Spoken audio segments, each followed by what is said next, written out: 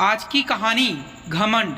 मधु की बदतमीजी भरी बातें सुन राजीव टूट चुका था, दिल से भी और आत्मा से भी। उसने मधु से कहा, मधु अगर तुम मुझे छोड़ना चाहती हो तो मेरे साथ रहने में तुम्हें शर्म आती है तो ठीक है, तुम आज से बल्कि अभी से पूरी तरह आज़ाद हो जाओ।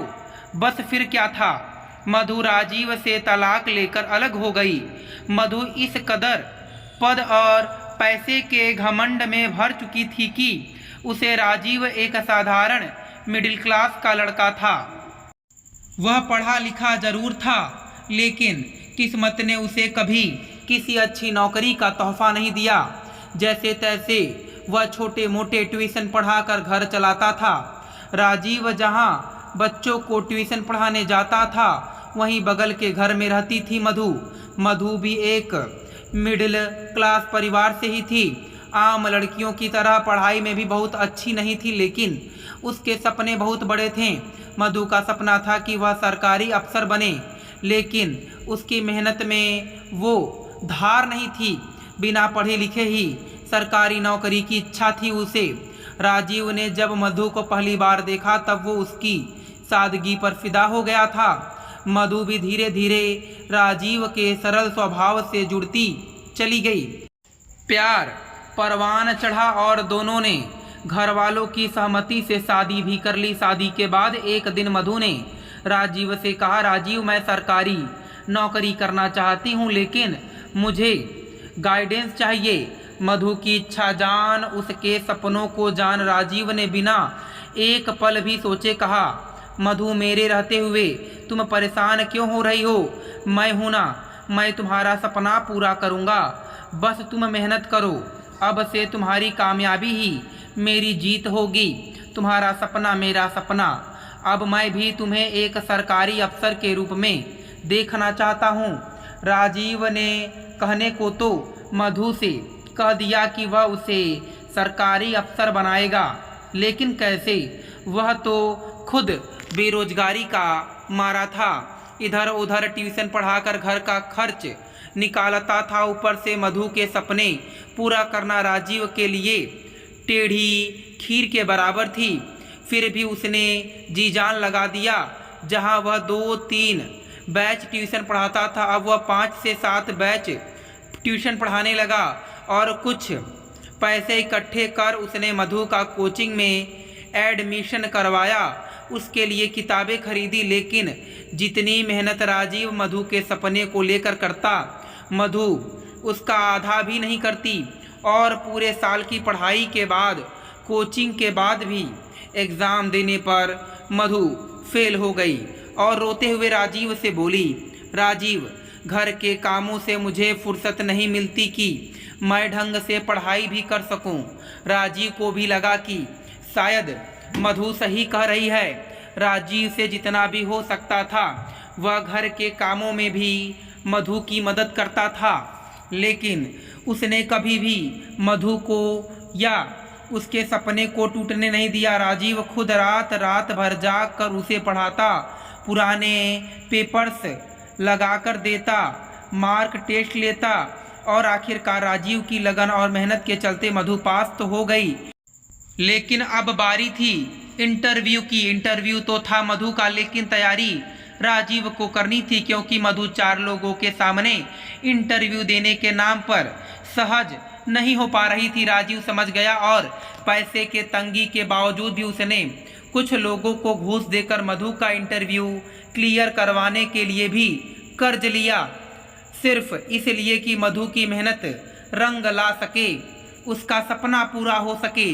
और आखिरकार वह दिन आ ही गया जिसका राजीव को बेसब्री से इंतजार था।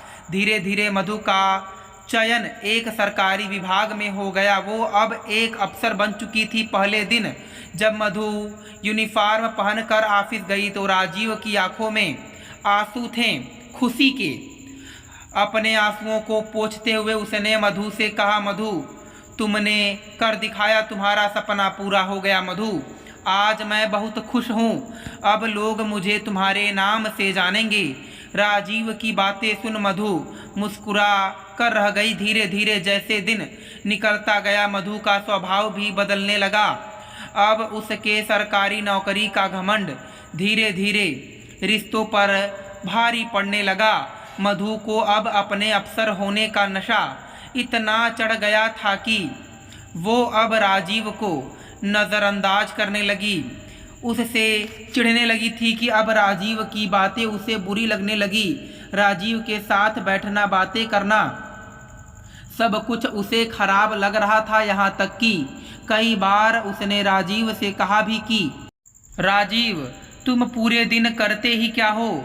दिन भर निठल्लों की तरह इधर उधर घूमते रहते हो। 2-4 बच्चों को पढ़ाने से जिंदगी नहीं कटती।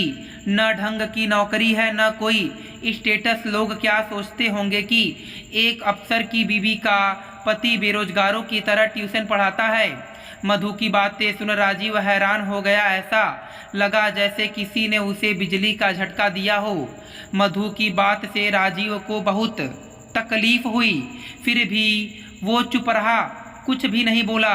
यह सोच कर कि हो सकता है मधु को बुरा लग रहा है, लेकिन वक्त के साथ सब बदल जाएगा।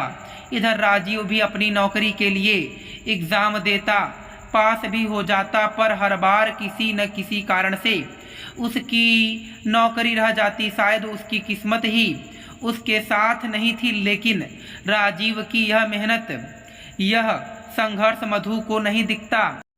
अब मधु दिन प्रतिदिन राजीव से कटने लगी और आखिरकार वह मनहूस दिन भी आ गया जिस दिन मधु ने साफ साफ राजीव से बोल दिया, राजीव, मेरा इस रिश्ते में दम घुटता है। मैं तलाक चाहती हूँ। मैं अफसर हूँ और तुम एक बेरोजगार आदमी। अब तुम्हारा साथ मेरे लिए बोझ बन गया है। अब कोई मुझसे ये पूछता है कि तुम्हारा पति क्या करता है, तो मैं कोई जवाब नहीं दे पाती। बहुत शर्म आती है मुझे सबके सामने यह कहते हुए कि मेरा पति बेरोजगार है। मधु की बात सुन राजीव को लगा जैसे किसी ने उसे जलती हुई चिता में ढकेल दिया हो। थोड़ी देर बाद राजीव ने कहा, मधु, तुम्हारे जिस सपने के लिए मैंने खुद को मिटा दिया, आज तुम्हारा वही सपना मुझे ठुकरा रहा है। नहीं राजीव, वो सपना मेरा था, मेहनत मेरी थी। तुमने तो जो किया वो एक पति का फर्ज था, कोई एहसान नहीं किया था तुमने मेरे ऊपर। मधु की बदतमीजी भरी बात सुन राजीव टूट चुका था, दिल से भी और आत्मा से भी। लेकिन दिमाग अब साफ था। उसने मधु से कहा, मधु, अगर तुम मुझे छोड़ना चाहती हो, मेरे साथ रहने में तुम्हें शर्म आती है, तो ठीक है, तुम आज से बल्कि अभी से आज़ाद हो जाओ। बस फिर क्या था।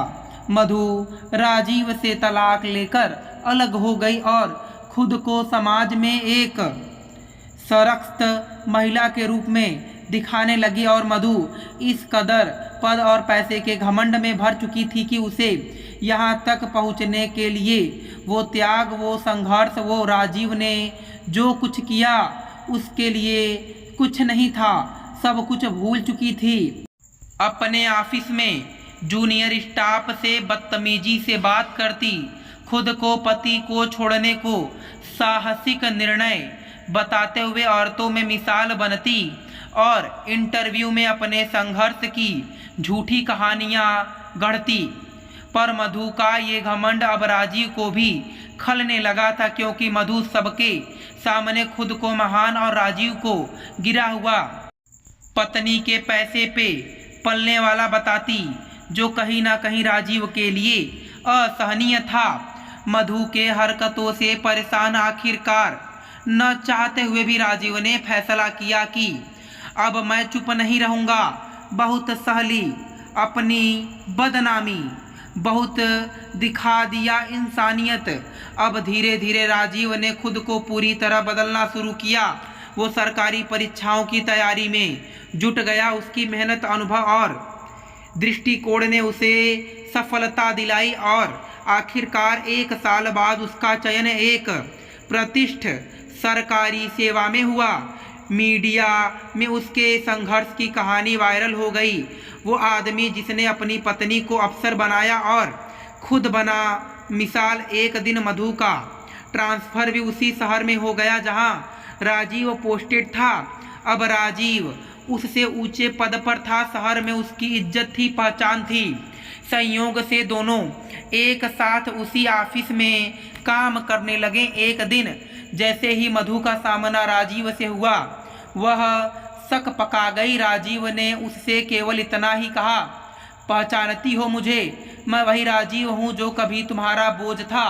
राजीव के प्रति मधु की नफरत इस कदर बढ़ गई थी कि उसे ये बर्दाश्त ही नहीं हुआ कि राजीव उससे ऊंचे पद पर बैठे और यहाँ इस ऑफिस में वो राजीव के चलते खुद को एक सशक्त, मजबूत और महान महिला भी नहीं बता सकती। फिर भी कहते हैं ना कि कुत्ते की दुम कभी सीधी नहीं हो सकती, वही हाल था मधु का।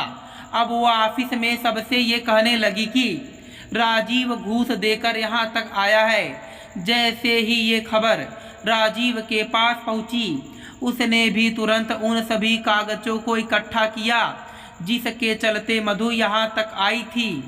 मधु की कोचिंग की फीस की रसीदें, उसके लिए गई घूस की पक्की नगद ट्रांजैक्शन की रसीदें, घूस लेने वाले दलाल की डायरी रिकॉर्डिंग, अपनी डायरी जिसमें उसने हर एक अवैध प्रक्रिया का हिसाब किताब किया था। राजीव ने यह पूरा मामला आरटीआई और शिकायत प्रणाली के जरिए विभाग को सौंप दिया। कुछ ही हफ्ते में जांच शुरू हो गई और एक दिन जब मधु ऑफिस में बैठी थी, तब विजिलेंस की टीम उसके सामने पहुंची। उसे कारण बताओ नोटिस मिला कि उसका सिलेक्शन इस पद के लिए गलत तरीके से हुआ है, घूस देकर हुआ है और ये सब जांच में साबित भी हो गया, जिससे अब मधु पर कार्रवाई भी शुरू हो गई और अगले ही दिन उसका निलंबन आदेश उसके हाथ में था। पूरा ऑफिस जो कभी उसके घमंड के आगे झुकता था, अब खामोशी से उसे जाते देख रहा था। इतना सब होने के बाद अब मधु की हालत खराब थी। उसका सर शर्म से झुका था, उसका घमंड चकनाचूर हो गया था। जैसे ही वो ऑफिस से बाहर निकलने को हुई कि तभी राजीव उसके सामने आकर खड़ा हो गया और राजीव को देख मधु की आंखों से आंसू छलक पड़े। रोते हुई बोली, राजीव मुझे माफ़ कर दो, मैं बहुत नीचे गिर गई थी। तुमने मुझे ऊपर उठाया था और मैंने तुम्हें छोड़ दिया। मधु की बात सुन राजीव ने गंभीर स्वर में कहा, तुमने मुझे नहीं छोड़ा था मधु, तुमने अपने उस अस्तित्व को छोड़ा था जो किसी के त्याग से बना था, और जिस घमंड में तुमने मेरा घर तोड़ा, उस घमंड को तोड़ना जरूरी था। कहते हुए राजीव की आंखें नम थी, पर राजीव में दम था। मेरी लड़ाई तुमसे नहीं थी, तुम्हारे घमंड से थी। अब जब वो टूट गया है, तुम जान गई होगी कि बिना नींव के महल नहीं टिकते, तो मुझे तुमसे कोई मतलब नहीं है, तुम आज़ाद हो। कहते हुए राजीव चला गया। अब मधु अकेली थी, नौकरी गई, रिश्ते टूटे, अब कोई भी उसका सहारा नहीं था। अब वह हर रोज राजीव के इंटरव्यू देखती, अखबार में उसके फोटो पढ़ती और मन ही मन खुद को कोसती रहती। पर राजीव ने उससे कभी नफरत नहीं की, लेकिन दूरी जरूर बना ली। मधु अब समाज में मिसाल नहीं, एक चेतावनी बन चुकी थी और राजीव ने अपने उस चोट से नई प्रेरणा ली। दोस्तों, मैं उम्मीद करता हूं कि आपको यह कहानी पसंद आई होगी। फिर मिलेंगे आपसे अगली कहानी में। आप सभी का धन्यवाद।